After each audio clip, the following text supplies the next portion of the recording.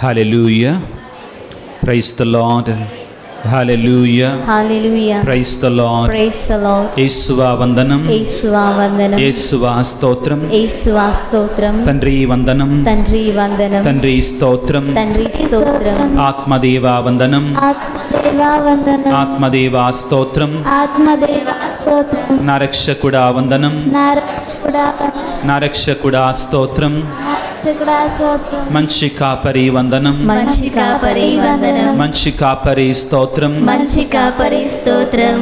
Hallelujah. Hallelujah. Praise the lord. Praise the lord. Hallelujah. Hallelujah. Praise the lord. Praise the lord. Hallelujah. Hallelujah. Hallelujah. Hallelujah. Hallelujah. Hallelujah. Hallelujah. Hallelujah. Hallelujah. Hallelujah. క్రీస్తునాథుని యందు మిక్కిలి ప్రియులకు సహోదరి సహోదరులారా, దేవుని సేవలో మనం ఎప్పుడూ కూడా నా తెలివి కాబట్టి, నేను జ్ఞానిని కాబట్టి, నాకు బాగా ధనం ఉంది కాబట్టి, నేను గొప్ప అంతస్తు నుంచి వచ్చా కాబట్టి నేను దేవుని సేవలో గొప్ప కార్యాలు చేస్తున్నాను అని గర్వించకూడదు. అదేవిధంగా నా స్వీయ శక్తితో, నా స్వీయ బలముతో నేను పరిచర్యలో గొప్ప కార్యాలు చేస్తున్నా అనే గర్వాన్ని మన దగ్గరికి రానివ్వకూడదు. దేవుడు మన బలహీనతను కూడా తన బలముగా మార్చుకోగలడు. మన అజ్ఞానాన్ని కూడా జ్ఞానంగా మార్చుకోగలడు. దేవుడు మన చాతగానితనాన్ని మహా గొప్ప శక్తిగా దేవుడు తన సేవలో వినియోగించుకోగలడు. మనము చేయాల్సిందల్లా ఏమిటి అంటే, ఆ దేవుని యొక్క సేవలో, ఆ దేవుని యొక్క పరిచర్యలో దీనతతో వినయము కలిగి ఆయన పరిచర్యలో సహకరిస్తే చాలు, ఆయన గొప్ప కార్యాలు చేస్తాడు. కొన్నిసార్లు ప్రియులారా, మన అనారోగ్యాన్ని కూడా, మన అనారోగ్యము ద్వారా కూడా గొప్ప అద్భుతాలు చేస్తాడు దేవుడు. దీనిని నమ్మాలి మనందరం కూడా. దేవుని కార్యాలు విచిత్రమైనటువంటివి. దేవుని కార్యాలు మన ఊహకు అందనటువంటివి. దేవుని కార్యాలు మానవ మేధస్సుకి అందేటువంటివి కావు కొన్నిసార్లు ప్రియులారా. కాబట్టే ఆయన దేవుడు, కాబట్టే మనం మానవులం. ఒక కుర్రవాడు జీవిస్తూ ఉన్నాడు. అతనికి కుడి చెయ్యి మాత్రమే ఉంది, ఎడం చెయ్యి లేదు. అర్థమైందా? ఎడం చెయ్యి లేదు. అయితే ఈ కుర్రవాడికి జూడో నేర్చుకోవాలని బాగా ఆశ. జూడో తెలుసుగా, పట్టుకొని కింద పడేస్తారు, ఇంతలా ఉంటారు, చెయ్యి పట్టుకొని ఇసిరేస్తారు, కిందికి ఇసిరేస్తారు. అది నేర్చుకోవాలని బాగా ఆశ. తల్లిదండ్రుల దగ్గరికి వెళ్ళి, అమ్మా నేను జూడో నేర్చుకుంటా, తండ్రితో అన్నాడు, నేను జూడో నేర్చుకుంటానన్నాడు. ఒరే, 2 చేతులు ఉన్నోళ్లే దానికి పనికొస్తారు. 2 చేతులు ఉన్నోళ్ళు కూడా అందరూ నేర్చుకోలేరు దాన్ని. నీకు అసలే ఒక చెయ్యి లేదు, అసలు జూడో నేర్చుకోవటం అసాధ్యం రా, నీ వల్ల కాదురా అబ్బాయి అన్నాడు. అనేసరికి మళ్ళీ అడిగాడు, వాళ్ళు ఒప్పుకోట్లా. ఇంట్లో నుంచి పారిపోయాడు. ఏం చేశాడు? ఇంట్లో నుంచి పారిపోయి ఒక జూడో మాస్టర్ దగ్గరికి వెళ్ళాడు. Judo master. ఓకే, జూడో అంటే ఏమంటారు తెలుగులో? ఏమంటారండి? మల్లు విద్య ఏమంటారు? పట్టుపడతారు కదా. బాక్సింగ్ వేరమ్మా, బాక్సింగ్ మొహం మీద కుదటం అది వేరు, బాక్సింగ్ వేరు. జూడో అంటే పట్టుబట్టి కింద పడేస్తారన్నమాట. గుర్తురాట్లా, నాకైతే తెలుసు అది గుర్తురాట్లా. ఏదేమైనా కానీ ఈ కుర్రవాడు ఇంట్లో నుంచి పారిపోయి జూడో మాస్టర్ దగ్గరికి వెళ్ళి, అతని దగ్గరికి వెళ్ళి నాకు నేర్పించు జూడో అన్నాడు. నాకు జూడో నేర్పించండి అన్నాడు. నేను నేర్పించను రా, నువ్వు పని చేయో, ఇది కాదు ఇంకో దాన్ని నేర్చుకోపో అన్నాడు. అనేసరికి వర్షం పడుతుంది, వెళ్ళిపో అన్నాడు. అనేసరికి వీడు వెళ్ళిపోలా. సాయంత్రం వచ్చాడు, అట్నే వర్షంలో అలానే నిలబడ్డాడు, ఒంటి చేత్తోటి అలా నిలబడ్డాడు, రోజంతా నిలబడ్డాడు. రాత్రి వర్షం పడుతుంది, అక్కడే ఉన్నాడు. తెల్లారి పొద్దున్న జూడో మాస్టర్ బయటకు వచ్చేసరికి వాడు ఇంకా అక్కడే ఉన్నాడు తడుచుకుంటా. వామ్మో వీడు మొండోడు, వీడు మామూలోడు కాదు, వీడు మొండోడు అని సరే రారా అన్నాడు. రమ్మని వాడికి నిదానంగా ఒక పట్టు నేర్పించాడు. ఎన్ని పట్టులు నేర్పించాడు? ఒక పట్టు నేర్పించాడు. ఒక ఒక ఒక పట్టు ఉంది కదా, పట్టు నేర్పించాడు. నేర్పించిన తర్వాత దీన్ని వాళ్ళంతా ప్రాక్టీస్ చేయరా అన్నాడు. ప్రాక్టీస్ చేశాడు. రెండో రోజు మళ్ళీ వచ్చాడు. గురువా నేర్చుకున్నా మొదటిది అన్నాడు. చూపించాడు. మళ్ళీ ఇవాళ కూడా నేర్చుకో అన్నాడు. అదే పట్టు ఇవాళ కూడా నేర్చుకో అన్నాడు. గురువుగారికి వెళ్ళి ఎగాదిగా చూశాడు. ఏందేనా మళ్ళీ అదే నేర్చుకోమంటున్నాడు? అది వచ్చింది గురువుగారు, అదే నేర్చుకోపోయి ప్రాక్టీస్ చేయి అన్నాడు. మళ్ళీ వెళ్ళి ప్రాక్టీస్ చేశాడు. మూడో రోజు వచ్చాడు. మళ్ళీ కొత్తది గురువుగారు అది బాగా వచ్చింది, మూడోది నేర్పించమంటే మళ్ళీ అదే నేర్చుకోమన్నాడు. ఒక్క పట్టే. జూడోలో చాలా పట్లు ఉంటాయి. మనిషిని పట్టుకొని నేల మీద వేయాలి, వీపు ఆనాలి, అంతే ఓడిపోయినట్టే. మనకు వీపు ఆనకూడదు, కొన్ని రూల్స్ ఉంటాయి, ఎగ్జాక్ట్గా నాకు తెలియదు.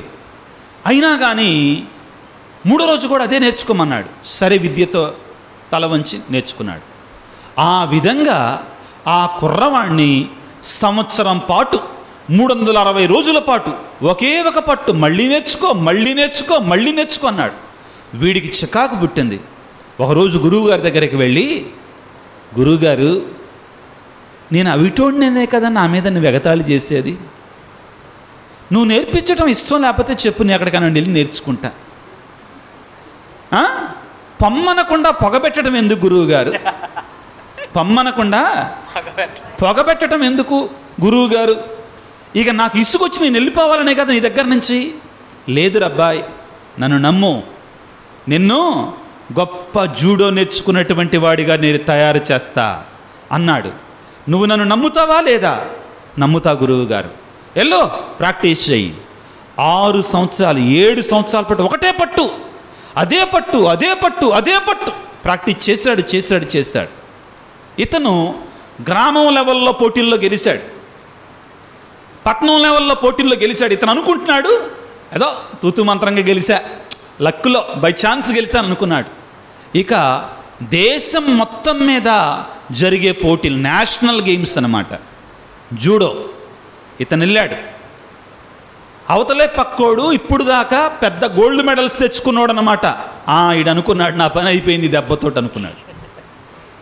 నా పని అయిపోయింది ఈ దెబ్బతోటి, వాడు ఒక గుద్దుతే నేను నాలుగైదు అతుక్కుంటా అనుకున్నాడు. ఇక వీడు వెళ్ళాడు.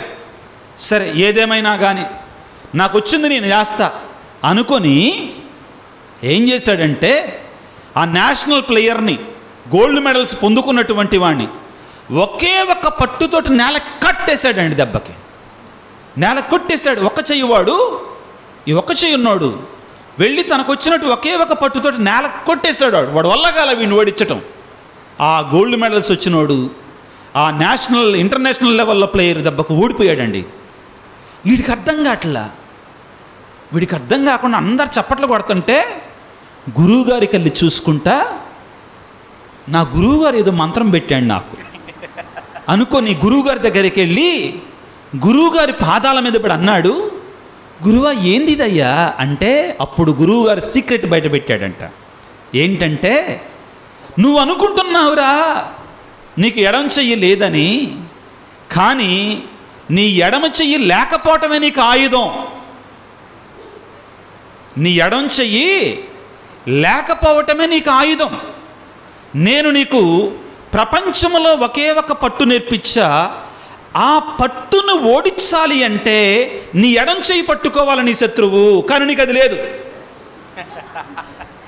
అర్థమవుతుందా? ఈ పట్టు నువ్వు పట్టినప్పుడు నిన్ను ఓడించాలంటే నీ ఎడం చెయ్యి పట్టుకోవాలి, వాడు ఎదురు నీ శత్రువు, కానీ నీకు ఆ ఎడం చెయ్యి ప్రపంచంలో నిన్ను ఎవడు ఓడించలేడరా బాబు అని చెప్పాడంటండి. ప్రియ దేవుని బిడ్డలారా, వాడి బలహీనతనే గురువు ఏం చేశాడు? బలంగా మార్చాడు. ఈ గురువు ఎవరో కాదు, మన దేవుడే. ఇది ఒక కథ కావచ్చు, ఇది ఒక చిన్న సన్నివేశం కావచ్చు.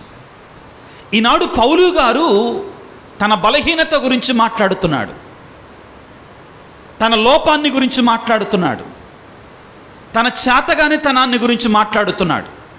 ఏమంటాడు? ఒకసారి వాక్యాన్ని చదువుకుందాం.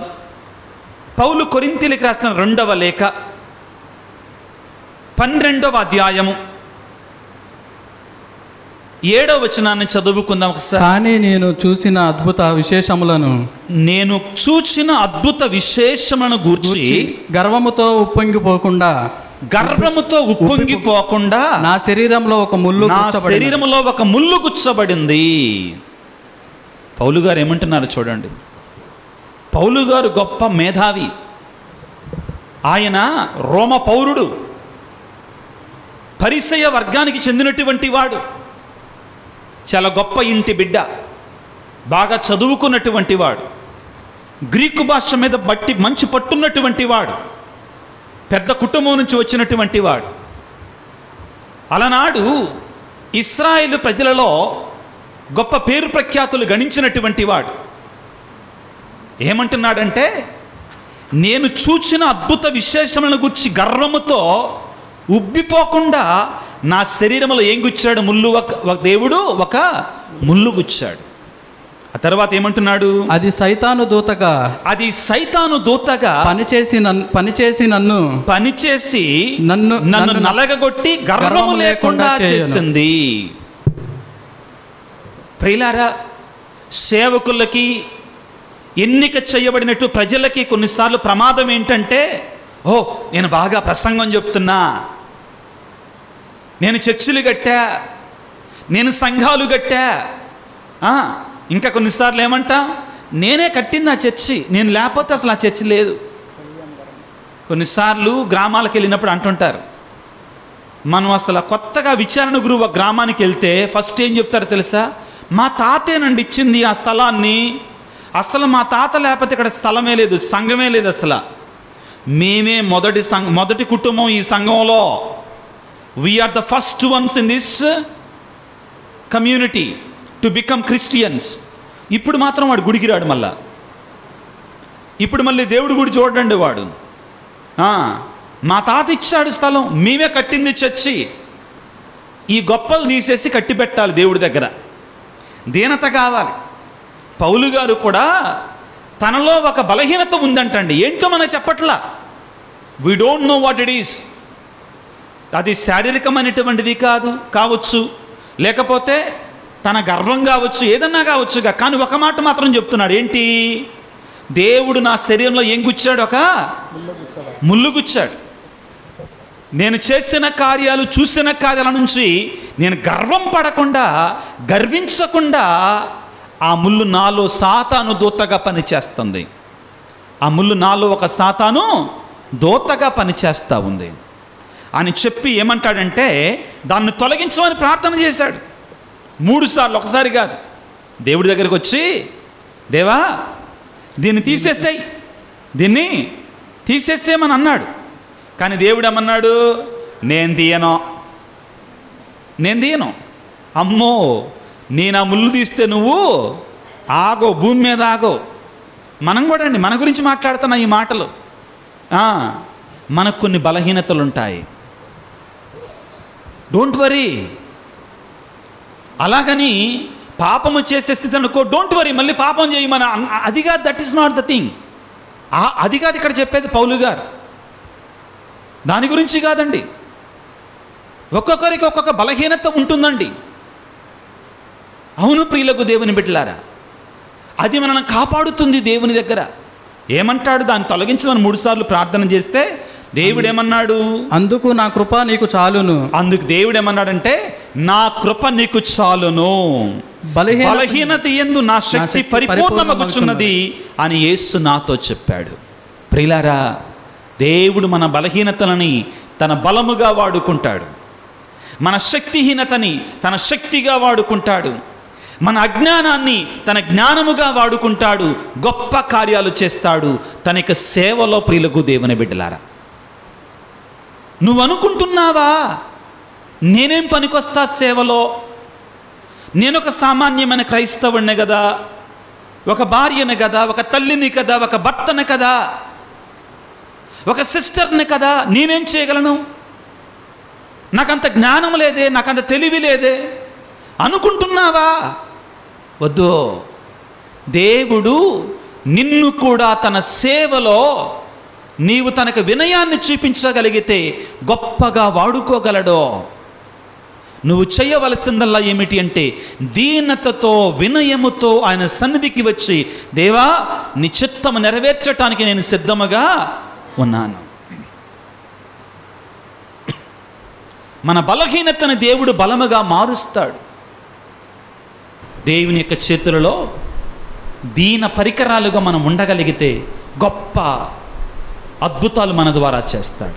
తలలో వంచి ప్రార్థన చేసుకుందాం. సర్వశక్తిమంతుడా, సర్వోన్నతుడా, గొప్ప దేవా, బలహీనుల పక్షాన ఉండేటువంటి దేవా, బలహీనులను బలవంతులుగా చేసే దేవా, శక్తిహీనుల ద్వారా అద్భుత కార్యాలు చేయగలిగిన దేవా నీకు స్తోత్రాలు. ఈనాడు పౌలు గారు మాకు గొప్ప పాఠాన్ని నేర్పిస్తున్నారు. ఇదిగో నా శరీరంలో ఒక ముళ్ళు గుచ్చబడింది, ఆ ముళ్ళు నాలో గర్వము లేకుండా కాపాడింది సాతాను దూతగా పనిచేసి అంటున్నాడు. పౌలు గారితో మీరు పలికిన మాట, ప్రభువా నా కృప నీకు చాలును. అవును ప్రభువా, నీ కృప మాకు చాలయ్యా, నీ కృప మాకు చాలు తండ్రి. మాకు నేర్పించండి, మేము నీ సన్నిధిలో దీనత కలిగి ఉండి నీ కృపను పొందుకునేలాగా మమ్మల్ని దీవించండి నాయన. ఈనాడు ప్రభువా ఈ వాక్య పరిచర్యలో పలి పూజలో పాల్గొంటున్నటువంటి అనారోగ్యంతో బాధపడుతున్న బిడ్డలను దీవించండి, ఆశీర్వదించండి, స్వస్థపరచండి. కుటుంబంలో శాంతి సమాధానం వారికి నీ నిజమైన శాంతిని సమాధానం దయచేయండి. ముఖ్యముగా సిస్టర్ డైసీ గారి కొరకు ప్రార్థన చేస్తున్నాను. పూజ పెట్టించుకుంటున్నటువంటి వారి కుటుంబాల కొరకే ప్రార్థన చేస్తున్నాను, వ్యక్తుల కొరకే ప్రార్థన చేస్తున్నాను. ప్రభువా నీ దీన సేవకుడిని నన్ను దీవించండి నాయన.